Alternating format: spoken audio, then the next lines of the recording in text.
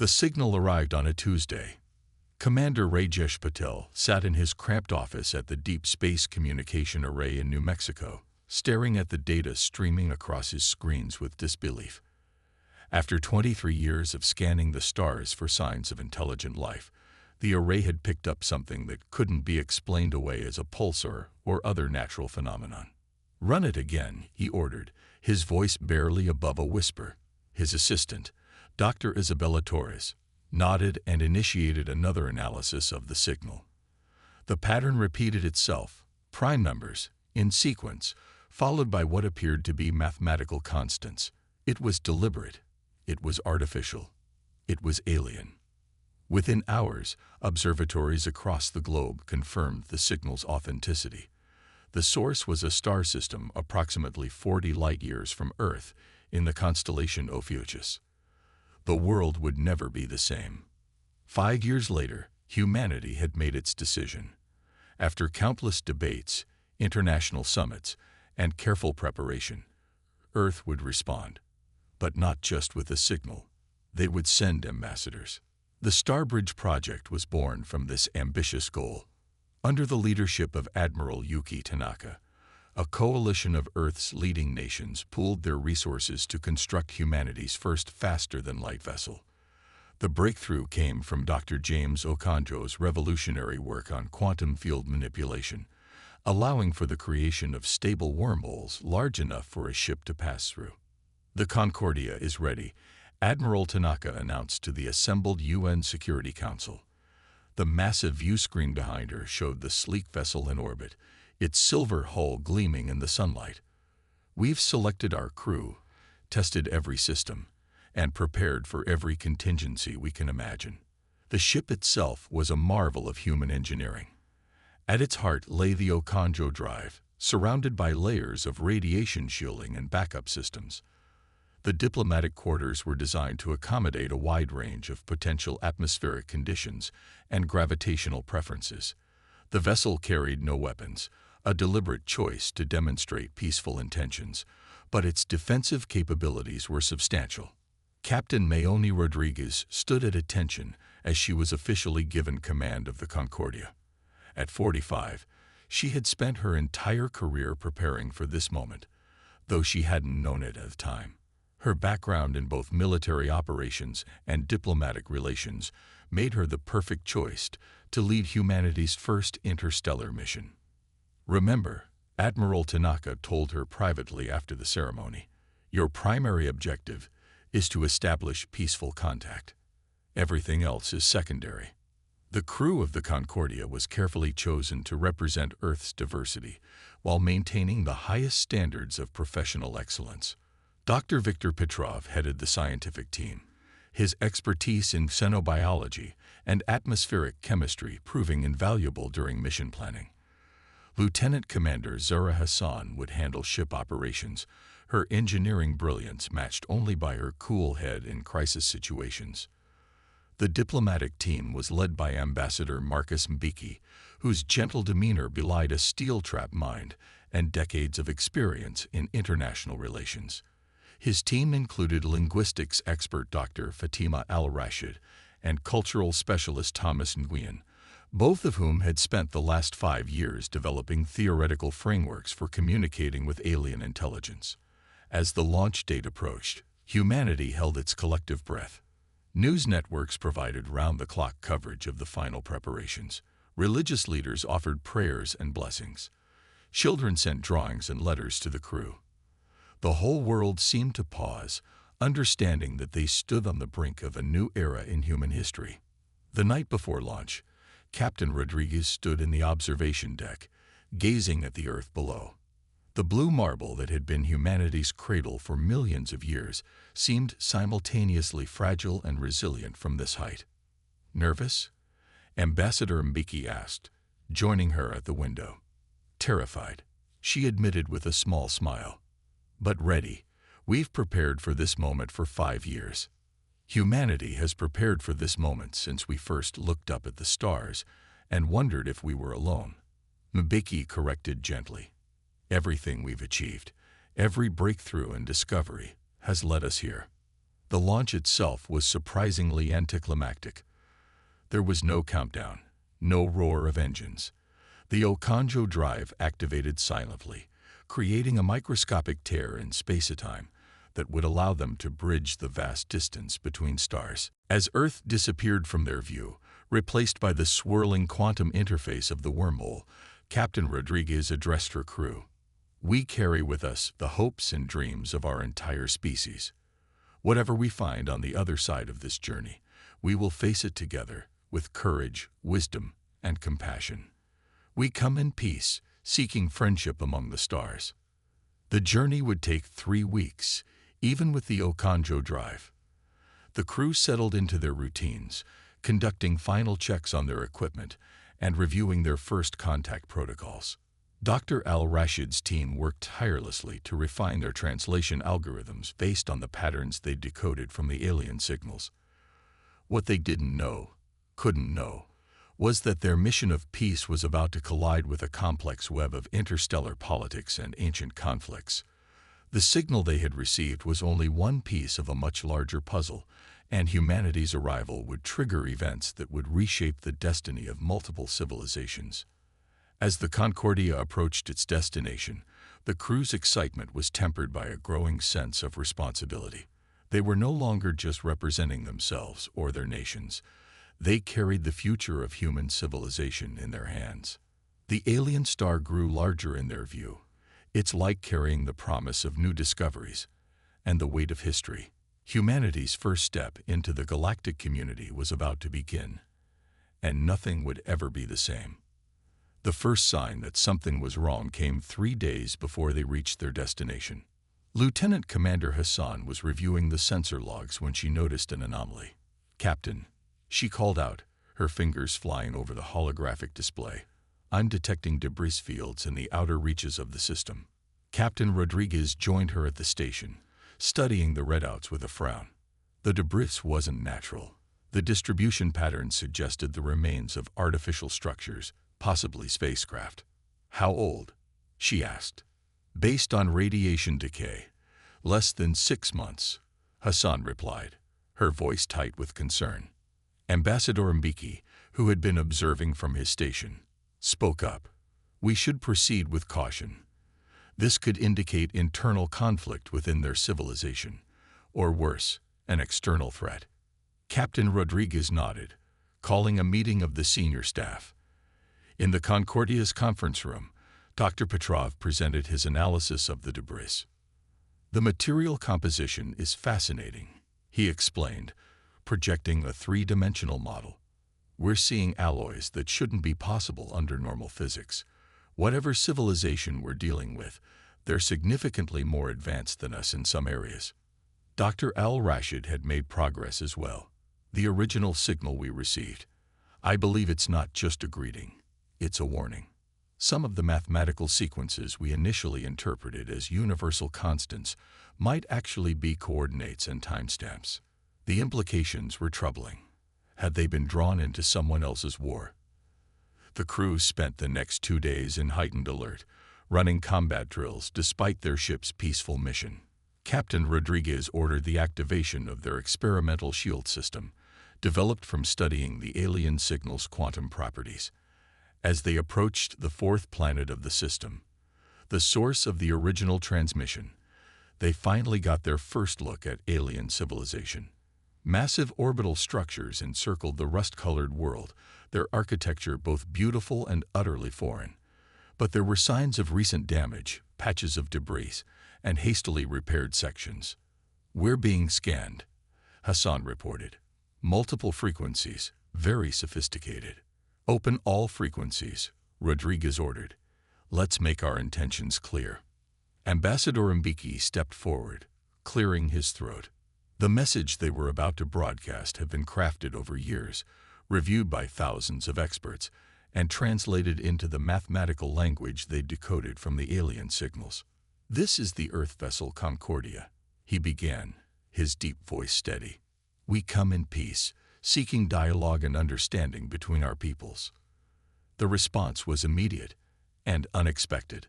Multiple ships appeared around them, seeming to phase into existence from nowhere. Their design was organic, almost crystalline, completely different from the orbital structures they'd observed. Energy signatures spiking, Hassan called out. They're charging weapons. Before anyone could react, another fleet materialized. These ships matching the architecture of the orbital structures. A barrage of energy weapons crossed space between the two groups, with the Concordia caught in the middle. Shields holding, Hassan reported, though the strain was evident in her voice. But we can't take much more of this. That's when Dr. Al-Rashid made a breakthrough. Captain, the original signal, it wasn't just from one species. We're seeing two distinct linguistic patterns, two civilizations. Understanding dawned on Rodriguez's face. They hadn't just stumbled into first contact. They'd wandered into the middle of an interstellar war. But perhaps that's exactly where they needed to be. Ambassador, she turned to Mbeki. How do you feel about impromptu peace negotiations? The next few hours were a blur of activity. Using their shield's unique quantum resonance as a demonstration of their technological capability, the Concordia managed to establish itself as a neutral party. Dr. Al-Rashid's team worked frantically to establish basic communication with both sides. They learned that the crystalline ships belonged to the Virith, a species of silicon-based life forms who had evolved in the asteroid belts of their home system. The planetary civilization called themselves the Nexus, a coalition of carbon-based species who had unified centuries ago. The conflict, they discovered, stemmed from a tragic misunderstanding. The Virith, exploring beyond their traditional territory, had encountered Nexus mining operations in an asteroid field. What the Virith intended as a standard greeting protocol, the Nexus interpreted as an attack signature. 2 centuries of peaceful expansion had erupted into war in a matter of minutes. Ambassador Mbeki saw an opportunity. Humanity, as newcomers to the galactic stage, could serve as impartial mediators. Their very alienness to both sides made them perfect bridges between the different species. We represent a third perspective, he explained to Captain Rodriguez. And sometimes that's exactly what's needed to break a deadlock. But as they prepared for their first joint meeting with representatives from both sides, Dr. Petrov made a disturbing discovery. The quantum signatures they were detecting from both fleets suggested that a more dangerous enemy lurked in the shadows, one that might have orchestrated this conflict for its own purposes.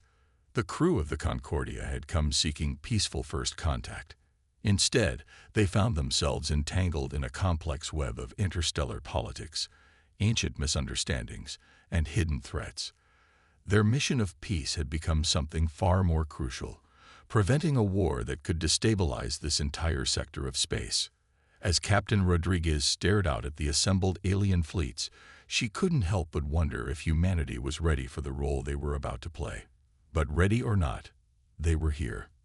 And sometimes, the best way to make peace was to step right into the heart of conflict. The meeting chamber aboard the Concordia had been specially modified to accommodate both species. The Virith representatives floated in a crystalline suspension field, their silicon-based bodies glittering like diamonds under the adjusted lighting.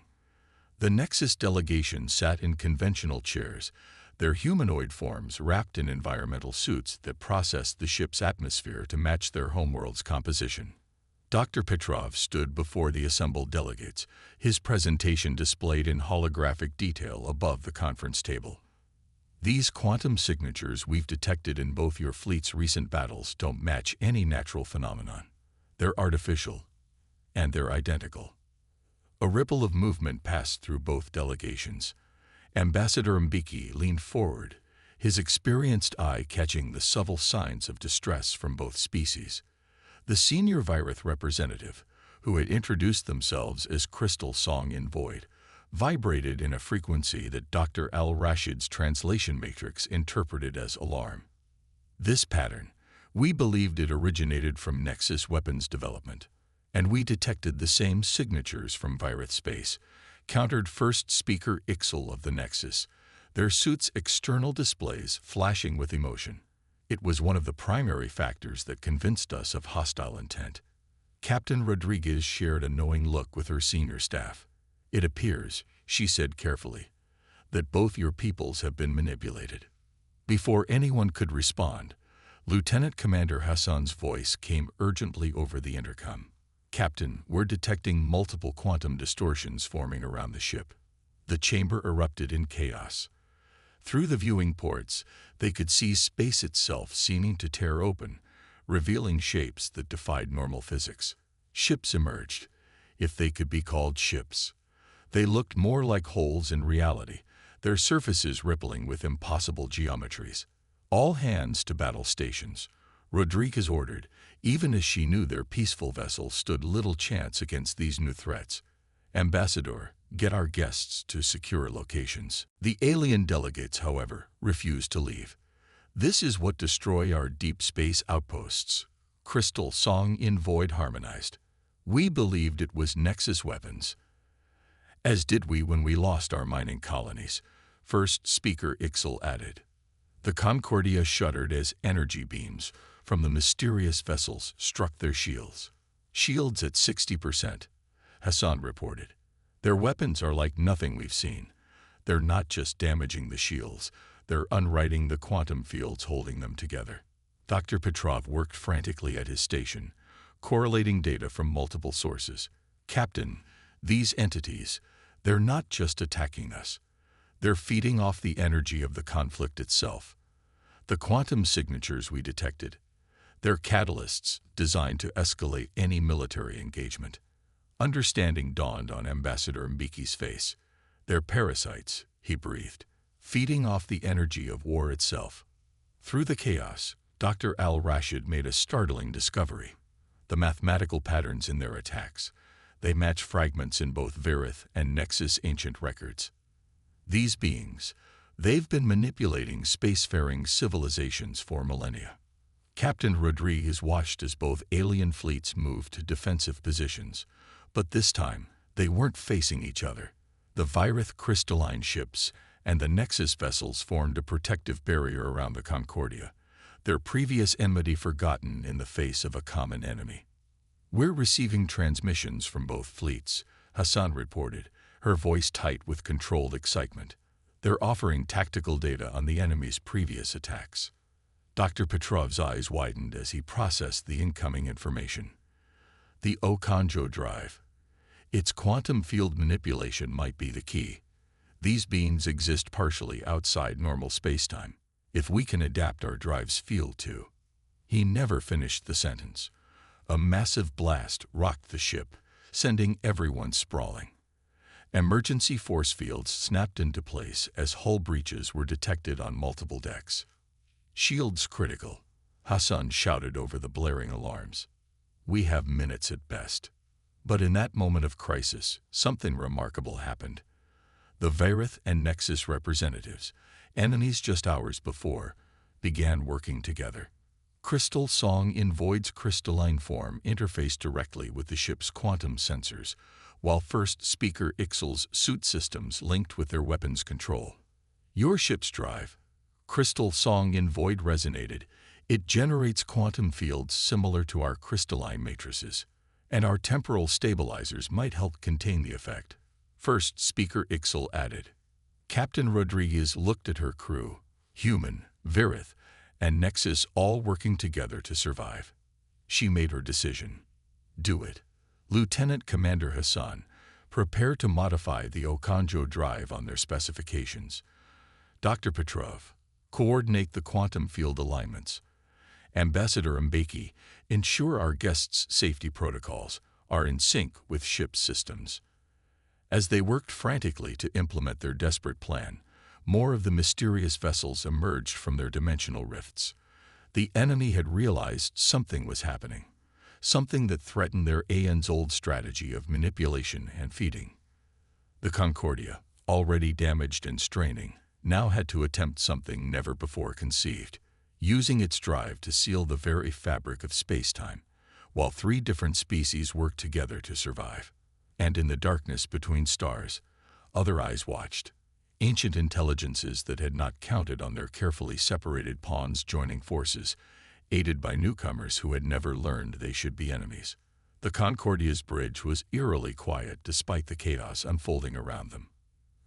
Emergency lighting cast red shadows across the faces of the remaining crew, the volunteers who had chosen to stay behind and face whatever came next. Captain Rodriguez stood at the center of it all, her expression resolute as she watched the void ships closing in.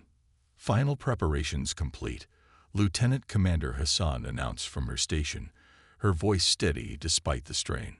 Okonjo drive modifications are holding. For now. Dr. Petrov's hands flew across his console, coordinating with Crystal Song in Void's quantum matrices. Pattern analysis at 98%. The dimensional rifts are aligning exactly as Dr. Al-Rashid predicted.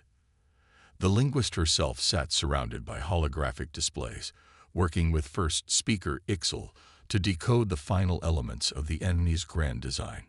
"It's beautiful, in a terrifying way," she murmured. Thousands of years of manipulation, wars orchestrated across countless light years, all to create this moment. Ambassador Mbiki stood at the captain's side, watching as the void ships moved into their final formation. "They don't even see us as enemies," he realized. "We're just ingredients, parts of their recipe for reality's end." "Power systems critical," Hassan reported. "We'll have one shot at this. After that." She left the sentence unfinished. They all knew what failure meant.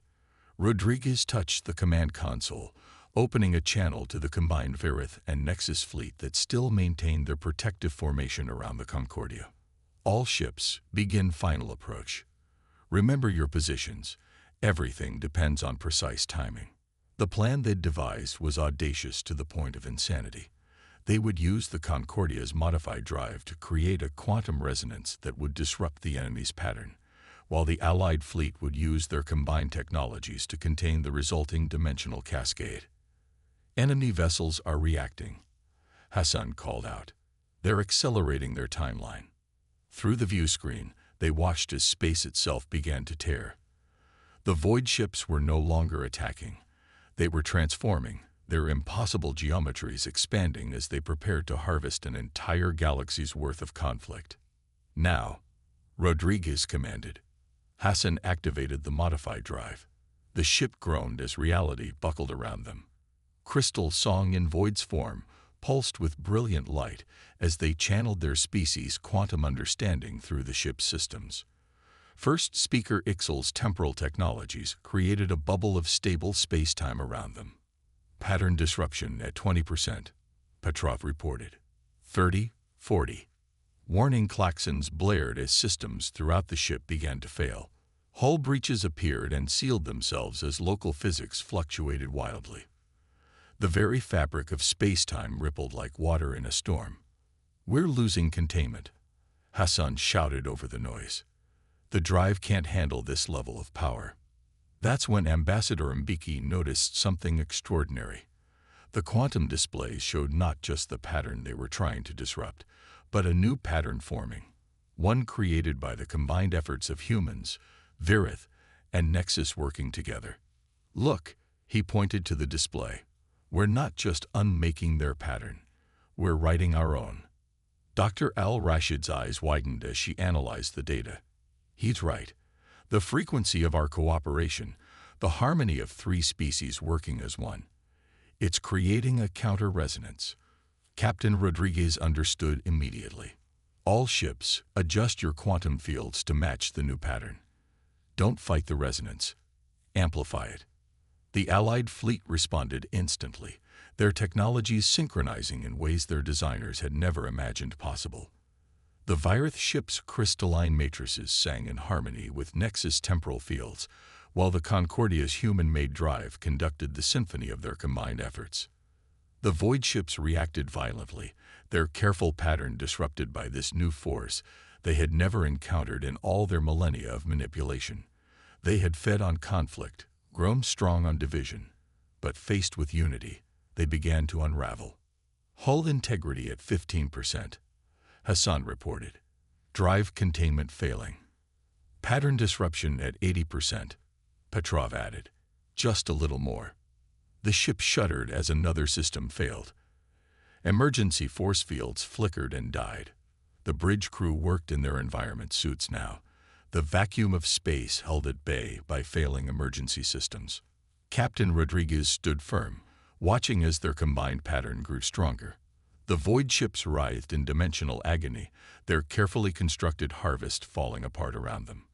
Reality itself seemed to hold its breath as the two patterns, one built on conflict, the other on cooperation, fought for dominance. Drive containment critical. Hassan's voice was almost lost in the noise of failing systems. We have seconds. Pattern disruption at 95%. Petrov called out. Just a little more power. Crystal song, in void, suddenly pulsed with brilliant light. We offer our final resonance. Their crystalline form began to vibrate at impossible frequencies, channeling their very essence into the ship's systems. First Speaker Ixel's suit displays flared. And we offer our temporal anchor. Their suit's power core began to overload, pouring energy into the effort. The combined sacrifice of their alien allies surged through the ship's systems. Hassan's boards lit up like a sunrise as power readings went off the scale. The human-made vessel groaned under the strain of channeling energies it was never designed to contain. And in that moment, three species united by necessity and bound by hope changed the course of galactic history. The Concordia, barely intact, drifted in the aftermath. Around them, the combined fleet maintained their protective formation, though many ships showed severe damage. The bridge crew worked in silence, running scans to confirm what they hardly dared believe. No quantum signatures detected, Petrov reported finally. They're gone. The celebration that followed was unlike anything in human history, or Virith, or Nexus history, for that matter. Three species, once strangers and potential enemies, now bound together by their shared triumph over an ancient evil. In the years that followed, the alliance formed in those desperate hours would grow into something remarkable. The Concordia's mission of peaceful first contact had succeeded, though in a way no one could have predicted. Humanity had found its place among the stars, not through dominance or submission, but through the ability to bring others together. Captain Rodriguez stood in the observation lounge of the newly rebuilt Concordia, watching ships of all three species moving through space together. Ambassador Mbiki joined her, smiling as they observed a Virith crystalline vessel, teaching a human crew about quantum harmonics while a Nexus ship demonstrated temporal navigation techniques. We came seeking friendship among the stars, Mbiki reflected, echoing Rodriguez's words from the start of their journey. We found something even greater. We found understanding. Rodriguez agreed, beyond all divides.